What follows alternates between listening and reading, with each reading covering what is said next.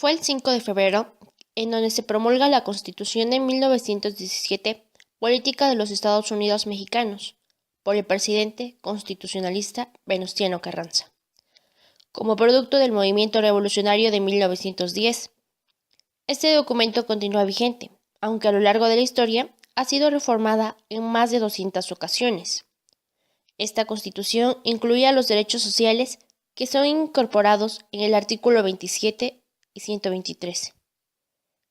Debido al deterioro de instituciones, México necesita fortalecer su sistema político para garantizar la seguridad de las personas y su patrimonio. La forma de gobierno sigue siendo republicana, representativa, democrática y federal. Se establecieron los poderes ejecutivo, legislativo y judicial. Se divide por primera vez en Cámara de Diputados y Senadores, y es la que nos rige actualmente. También nos habla acerca de las garantías individuales en el artículo 1. Este artículo contiene dos principios capitales: que la autoridad debe garantizar el goce de los derechos naturales a todos los habitantes de la República, y la otra es que todo individuo debe gozar las garantías que otorga la Constitución. Deben existir tres elementos en la Constitución política, que son los básicos: el individuo, la nación y el gobierno. El individuo es la molécula, el componente del Estado, y nadie puede tener alcance sobre el individuo. Y hay garantías sociales, que son las que van a la nación, y garantías constitucionales o políticos, que van al gobierno mismo. En México, es extemporánea la fórmula intolerante y agresiva que nos propone la Comisión para el artículo 3, después de haberse dado las leyes de reforma y de realizar la independencia de la Iglesia y del Estado. En la sección de garantías individuales, lógicamente se trata solo de limitaciones al poder y no al individuo. Es enteramente impropio y fuera de lugar que se hable allí de la enseñanza obligatoria, y por esa obligación está designada en su puesto, donde se habla de las demás obligaciones nacionales. Esta era una parte de la médula de la tesis del licenciado Rojas. Alfonso Cravioto dijo en el Congreso que la libertad de enseñanza, señores diputados, es un derivado directo de la libertad de opinión, de esa libertad que para la autonomía de la persona humana es la más intocable, es la más intangible, es la más amplia, la más fecunda, la más trascendental de todas las libertades del hombre. Las ideas en actividad son un jirón de lo absoluto.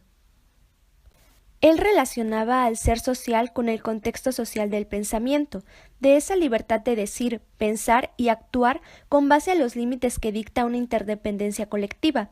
Pero si esto no se respetaba, si este límite no era puesto en la educación, la libertad de enseñanza tenía que ser aceptada, por lo que analizaba las consecuencias de dichos sucesos en donde no era una total libertad, ya que el padre tomaba decisiones en cuanto a la educación de sus hijos y el gobierno en los huérfanos.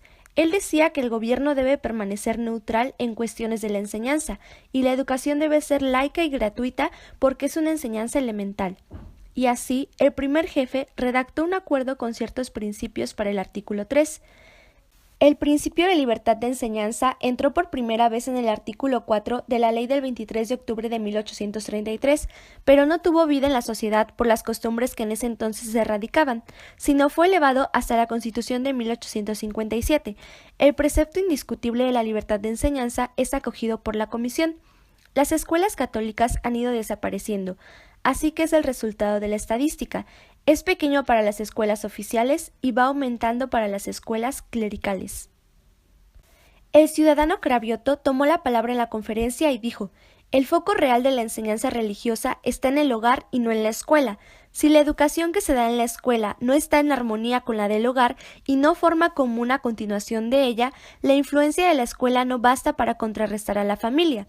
Él decía que el pensamiento y las ideas de los niños provenían de los padres, por lo tanto, la escuela no tenía tanta influencia en ellos en su pensamiento, pues los maestros no tenían el tiempo necesario para atender a cada niño individualmente y dedicarse en lo particular a un niño.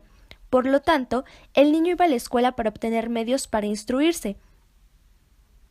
El señor Mújica dice: la libertad de enseñanza, dice la Comisión, nos divide en el México liberal y en el conservador, en el México progresista y en el México retrogrado, reaccionario. Y bien, Yo desafío a la comisión para que le diga que la libertad no produce estos resultados aparentes.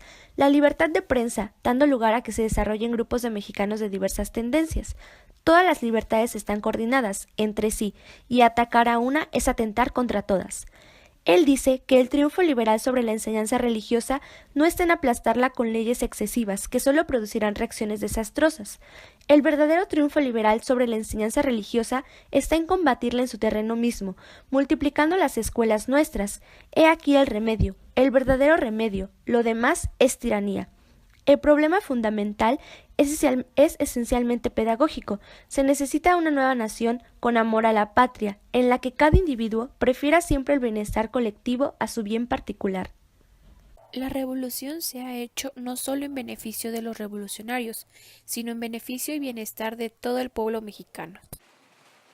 La escuela liberal, la que dejaba en libertad al individuo para disponer de su persona, pero el moderno concepto, y a este respecto, se ha presentado sobre las leyes del trabajo una proposición por respetables miembros de la Cámara. El nuevo criterio trata de proteger precisamente al trabajador y le pone la taxativa de que no tiene derecho de disponer de sus fuerzas, sino que éstas deben de emplearlas en determinadas horas del día, fijando una jornada máxima de trabajo y fijando también con toda justicia el salario mínimo de ese trabajo. La vida privada es algo que no debe tocarse, que se deje, como se deja la libertad religiosa, como se deja la propaganda a los ministros de todas las religiones. Y yo creo que ni la comisión ni ninguno ha pensado en México que se suprima la libertad de cultos y que se exija a los predicadores hablen sobre tal o cual cosa dentro de la iglesia. Se les prohíbe que lo hagan fuera y nada más. Y las leyes de reforma han recibido la consagración nacional. Pues, mientras los padres evolucionan, mientras los padres aprenden a respetar ese cerebro virgen, a esa voluntad débil, mientras comprenden que esa debilidad es su escudo, no deben penetrar a los misterios de su alma. Mientras tanto, suprimamos de las escuelas toda enseñanza religiosa.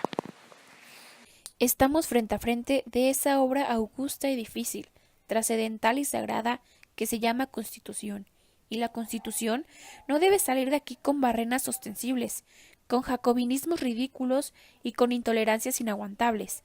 La Constitución debe salir de nuestras manos como manoplia gloriosa, en la que nuestro pueblo encuentre espadas contra todos los despotismos, arietes contra todas las injusticias y escudos contra todas las tiranías. El señor licenciado Cabrioto decía, con toda justicia y con toda verdad, que en pedagogía se ha llegado a considerar a cada niño como un caso de estudio y que científicamente debía tener un profesor, que el profesor debía estudiar a cada niño para desarrollar el método de enseñanza más adecuado y obtener los resultados más placenteros. Si la ciencia tiene que impartirse en una forma absolutamente especial, la religión, que es algo abstracto, que es algo que admite muchas discusiones, ¿sería posible que pedagógicamente se imbuya al niño? Yo creo que no, pero hay más, las escuelas religiosas, y no hago distinciones de cultos o sectas, se implantan con objeto que no es precisamente el de impartir la instrucción, es con el objeto de allegarse a adeptos, y yo no considero justo que la escuela, algo consagrado, algo en que está basado el porvenir de la patria, sirva como medio de propaganda para asuntos religiosos. El señor licenciado José Natividad Macías hace un discurso de la historia europea. El clero, que es muy astuto, que espía todas las oportunidades y las aprovecha a maravilla, el clero ha estado en todos los países invariablemente ligado a todas las dictaduras.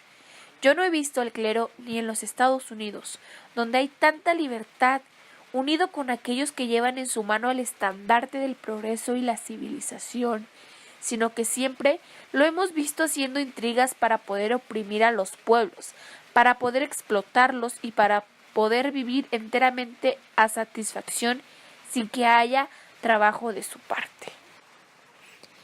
El dictamen de los antiguos gobiernos para poder monopolizar la enseñanza, el que alegaban en la época del Rey Sol para impedir que se conociera la enciclopedia, se invocaban entonces para impedir la libertad de enseñanza, que el alma nacional no se deformase. Y hoy alega la Comisión que es preciso que, así como la gimnasia degenera el cuerpo, la libertad de enseñanza degenera el alma. Allá era la palabra de la dictadura, aquí las palabras de una comisión jacobina. Ahí se indicaba la necesidad de salvar el espíritu de la Francia, y aquí se invoca la necesidad de salvar el espíritu mexicano. Viene a pretender una cosa que es imposible, a arrojar el pensamiento humano y quitar la libertad a la conciencia de los individuos. Pedro Chapa hizo grandes elogios de la comisión, pero dijo: si cada artículo de la Constitución se aprueba con el espíritu, las tendencias y el significado del artículo 3 propuesto por la comisión, habremos hecho una constitución de un jacobinismo rabioso. Contra esa constitución sectaria y para unos cuantos se levantaría una nueva revolución que llevaría por bandera la grandiosa Carta Magna del señor presidente. La comisión desea que el gobierno se imponga en todas las escuelas particulares y clausure de un golpe las sostenidas por corporaciones religiosas. Esto es sencillamente un atentado infame contra la libertad de enseñanza. Todos estamos conformes en que la enseñanza primaria debe ser laica, gratuita y obligatoria. En todos los congresos ordinarios, no solo creemos que estamos formando parte de una gran soberanía, sino que cada representante se considera a la vez una persona soberana. En la iniciativa del primer jefe se dice que se ha conservado el espíritu liberal de la Carta de 57 y la comisión que va a modificar una de las esenciales garantías en las libertades del hombre. La libertad de enseñanza no escucha a nadie ni discute con nadie, y nos hace ese incomprensible embrollo en que concede libertades, pero a la vez no las concede. En ese tiempo todos combatían contra el clero, y de igual forma todos deseaban que éste fuera combatido. El asunto más importante que tenían era saber si iban a conservar el título primero de la Constitución, las garantías individuales, o si iban a cambiarlas. Durante su discurso, el licenciado Rojas cometió un error, una falta de tacto, denunciando las maniobras de la Cámara durante la discusión de credenciales como realizadas por el licenciado Manuel Aguirre Velarga. Como este señor tenía de su parte a casi toda la Diputación del Estado de Jalisco, estos se alborotaron y desviaron la serenidad de este debate. Por otra parte, el licenciado Rojas se empeñó a traer a colación el telegrama del general Obregón, relacionándolo con la actitud de algunos diputados. Todo esto le quitó fuerza a sus argumentos. Los Estados Unidos no garantizan la libertad de enseñanza, pero existe amplísima en virtud de leyes secundarias. La Constitución argentina garantiza a todos los habitantes de la nación el goce del derecho de enseñar y aprender. La República Peruana garantiza la existencia de la instrucción primaria gratuita y el fomento de establecimientos de ciencias, artes y beneficencia. La República de Bolivia establece la libertad de enseñanza, sin otros requisitos, que la moralidad bajo la vigilancia del Estado. En Inglaterra hay libertad de enseñanza, en Bélgica está garantizada la enseñanza sin restricción alguna. La Constitución de Ginebra, bajo las reservas de las disposiciones escritas por las leyes, da complementa libertad de enseñanza. En Prusia ha declarado en su Constitución que la ciencia y la enseñanza son libres. En España, en su Constitución de 69, declara que todo español puede fundar y mantener establecimientos de construcción sin previa licencia.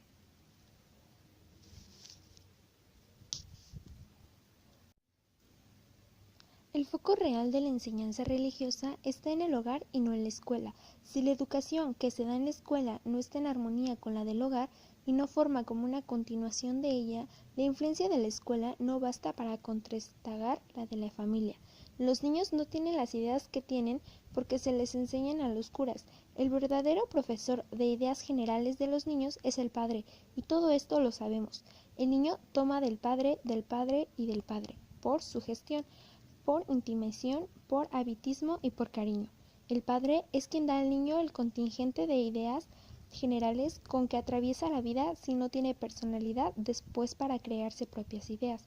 Por lo tanto, si quiere la comisión que eduquemos a la niñez dentro de las ideas que ella expone, entonces tendremos que dar un decreto diciendo que los mexicanos que no comulguen con las ideas de la comisión deberán no tener hijos.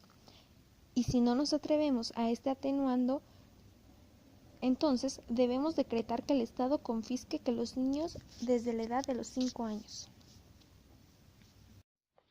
La comisión quiere que los que den cátedras no tengan ni sotana, ni corona, ni anulo episcopal. La comisión lo que quiere es que los que den clases en las escuelas sean sacristanes y no sacerdotes.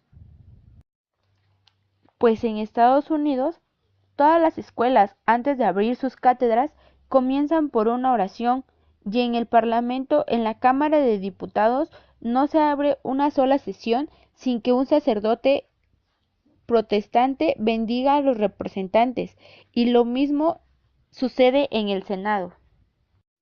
Lo conquistado por el derecho de libertad de conciencia y de libertad de enseñanza que estableció la Constitución de 1857, lo conquistaron por liberales, y como liberales hace más de 50 años que resolvieron el problema de la religión que existía.